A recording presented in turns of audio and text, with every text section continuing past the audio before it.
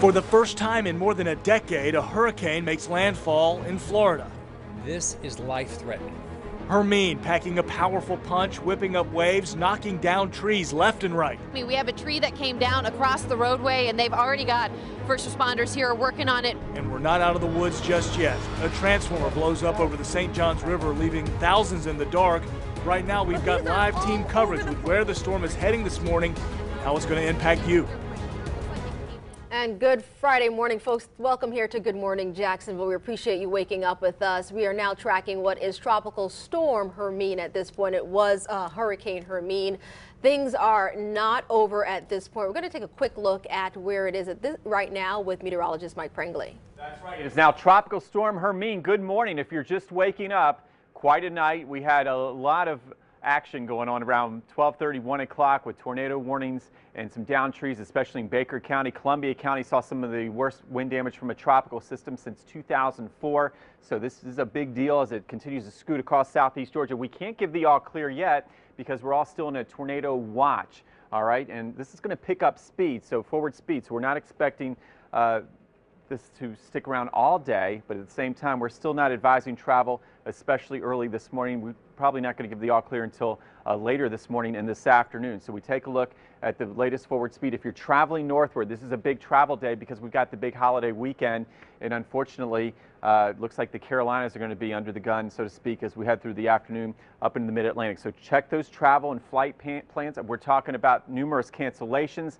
delays at the airport, and as we look at our wind gusts here at home overnight, you can see these were the reporting stations at least. You see Jekyll Island at 55 miles per hour, Jacksonville at 39, but based on some of the damage reports, easily some gusts to 60, possibly 70 miles per hour, especially for those interior counties, Baker, Union, Bradford County, Columbia County, and interior southeast Georgia, closer to the main track of Hermine that came ashore last night after midnight, just to the southeast of Tallahassee. So the feeder band that caused all that damage continues to shift offshore. The problem is we're still tracking two more bands, and if you looked at all the severe weather indices and we were tracking, we still can't give the all clear right now because we've got winds howling just above the surface at hurricane force, and sometimes if these bands fire up and flare up just enough, they will mix some of that damaging wind to the surface. So we'll continue to watch these. Brunswick, Glenn County, Camden County. You have another gusty squall ready to move through with some heavy rain, a lot of power outages, street lights not working, so not a great morning to be out, okay? And that includes Duval, Nassau, St. John's, Clay County. There's Fleming Island, Mandarin Orange Park. You had a band come through with some 30, 35 mile per hour winds, and you've got some more heavy downpours on the way. Yet another band out toward McClenny, and there's going to be a lot of cleanup going on, okay? If you go out toward Baker County today, it does look like this will be the last intense band hopefully for you. Okay, so Baker, Union, Bradford County, if you can get through this, some wind gusts staying in the 30 to 40 mile per hour range, I think things will start to improve. Stark, Lottie, along Highway 301, we're going to start to see that band move through here in the next 20 minutes, and then out toward Lake City, things will start to improve. Okay, so we'll continue to watch this. Tornado watch for now. At this time, no tornado warnings, and hopefully it'll stay that way, but can't give the all clear just yet. All right, thanks for that, Mike. You just heard Mike mention power outages. Right now, at last check, JEA is reporting 9,800 customers without power. And on the northwest side of Jacksonville right now, that's where we find Brittany Dion with a look at things in that area. Keith, we're over on Norfolk Boulevard. As you can see, JEA is here. They're getting ready to leave now, but those strong winds came through this area just a couple of hours ago, knocking over a tree and taking out this power line here. You can see it's a little bit dark out here, but if you can see it, it's right there on the sidewalk. JEA also just cut this tree up just a little bit here. JFRD actually just left the scene. I spoke with the guy here from JEA. He says that this entire block here is out of power. The house you see here with the lights on, they have a generator. But I also spoke to a neighbor. She says that the power went out around 3 this morning when she heard that tree come crashing down, and she's just out here waiting to see what happens. JEA just left the scene. We also have a truck still here, so they are working on it to see what they can do. Those strong winds definitely coming through the northwest side of Jacksonville. As you can see, it's raining now, a steady stream of rain, and the wind is definitely blowing. So again, at the time time we've been here, a lot of folks have been driving through here.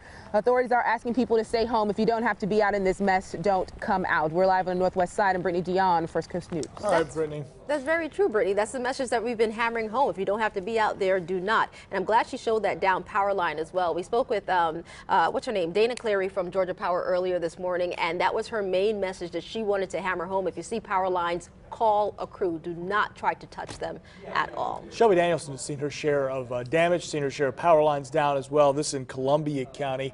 We'll check in with her. She's covered just about every square inch of that county. On Southwest Alamo Drive, and it looks like we discovered this area just about the same time these crews did. You can see that they are starting to chop up this tree. It is hanging on the electrical wires.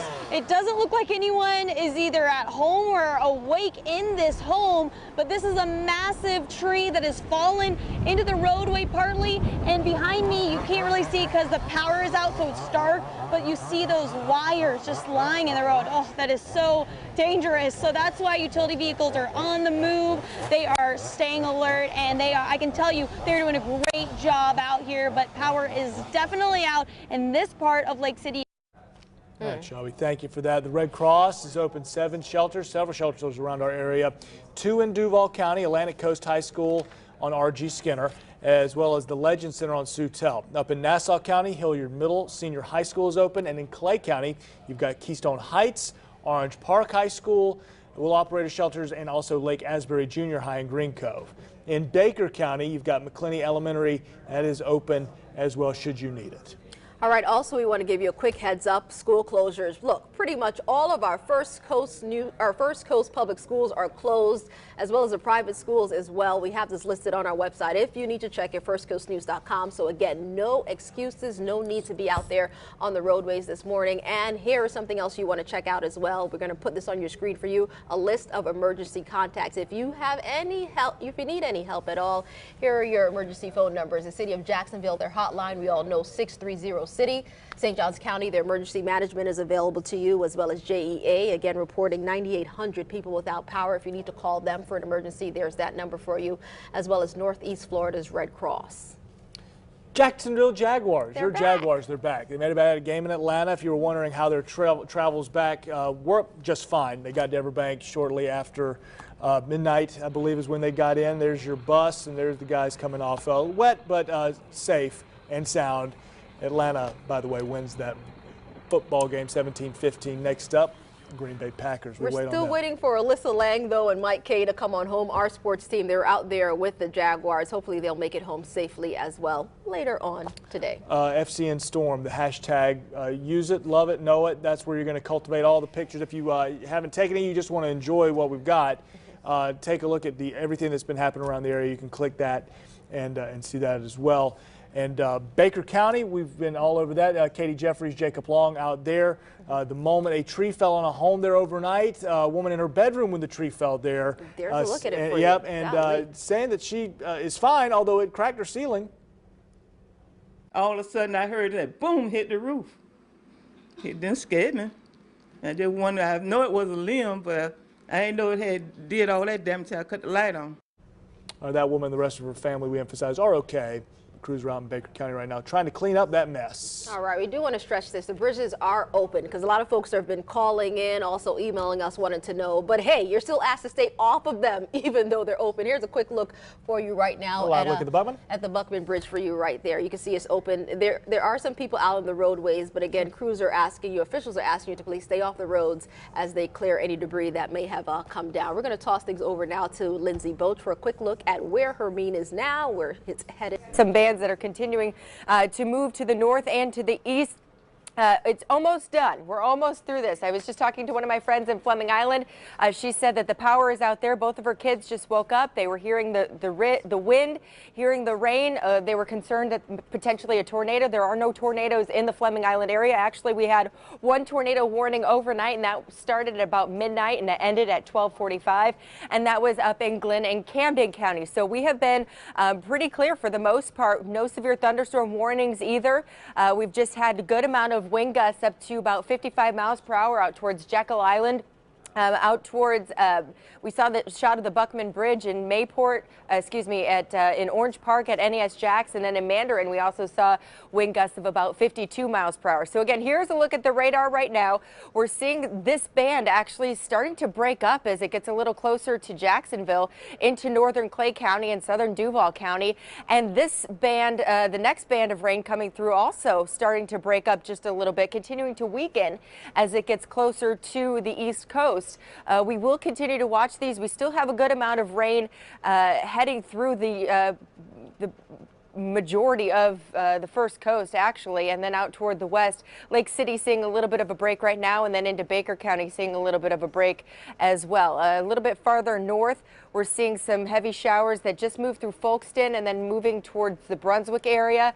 But out west, that's where we're seeing what was the eye of the storm has now kind of collapsed in and of itself, and now is got a good amount of rain just now moving to the north, starting to move north of Waycross. But we're continuing to watch these bands, and again, they're starting to break up just a little bit. Taking you through Futurecast, I think this is painting a little bit more rain than we'll be seeing, judging by the radar that we have right now. So still definitely the possibility to see some of these showers, maybe some rumbles of thunder, maybe some lightning off in the distance as we head through the rest of the morning.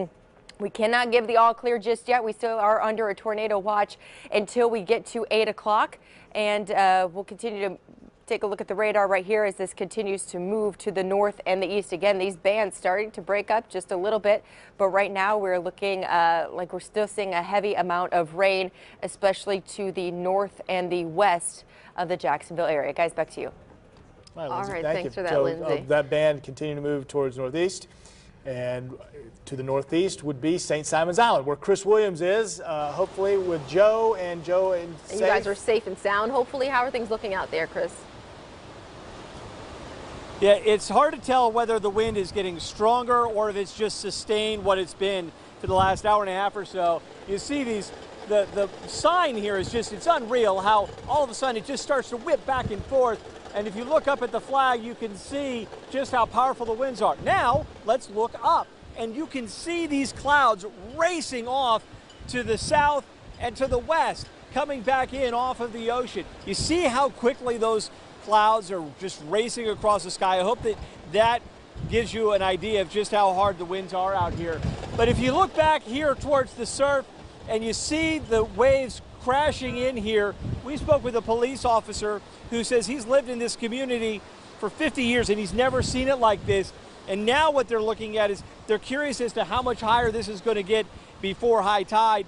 And they say that's about 10 o'clock here is what the police are telling us they're expecting out here. But again, this is Neptune Park area, and the wind has just been roaring off of the water here for the last several hours. And it's interesting to point out to you that we're not getting a lot of rain. The moisture that we're getting hit by a lot of spray from the ocean as it then shoots off to the south and east again. And as I let you go here, I want to show you one more time, and you'll have to let me know in the studio if you can see this, but just how fast the clouds are racing back the opposite direction. It's really impressive out here. I hope it was impressive for you as you looked at it there from in the studio. Could you tell? Color me impressed, Chris. Very, yeah, oh no, you illustrated the point very well. I think the shot of the day, certainly just the starched out flag that you see, the stars and stripes just whipping in the wind really tells the story well.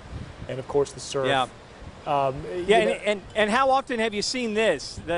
The sign here, you see these signs in parks all over the place, right? Certainly. But have you ever seen one do that? Really, you know, that gives you an idea of just how that sign is catching this one. And then there's the handicap parking sign there moving back and forth. Really gives you a good idea of just how high and how hard the wind is coming off the water here. Chris, you're in a spot where there's usually a lot of joggers. You've got people walking their dogs usually on a typical day. I'm guessing it's kind of empty at this moment. It looks like it at least. People heeding the warnings. Yeah, let's come over here. In fact, we'll spin around here. Joe, I'm sorry to do this to you. Joe's been such a good sport. Now I'm going to make him look right into the wind. Joe's fine. This is the pier here, and they've not closed the pier. But if you look to the right, you can see these big blue umbrellas, and the police have said, hey, look, why don't you kind of stay back from those? They're not sure how strong those are going to be depending on how the winds come across. Then just to the right, you see a couple of gentlemen standing there speaking and looking at the waves crash in. One guy asked us, was the pier closed? He wanted to go and get a closer look at what was going on. And at this point, police have not closed the pier.